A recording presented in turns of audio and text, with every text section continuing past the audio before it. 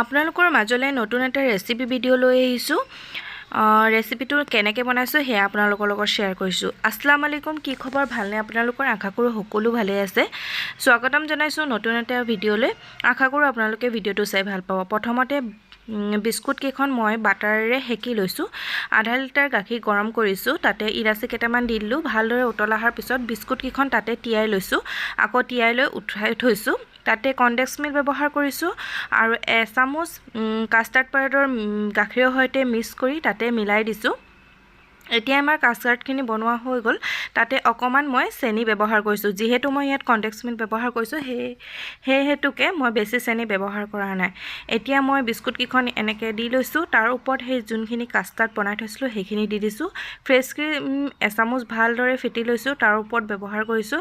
এয়া হৈছে dry ফ্ৰুটছৰ powder, পিস্তা আৰু কাজু পাউডাৰ। আকৌ সেম প্ৰচেছতে মই কাষ্টাৰ্ড দি দিছোঁ, ফ্ৰেছ ক্ৰীম দি দিছোঁ, তাৰ ওপৰত গোলাপৰ পাত দিছোঁ গাৰ্নিচিঙৰ কাৰণে, আৰু ড্ৰাই ফ্ৰুটছ দি গাৰ্নিচিং কৰি দিছোঁ।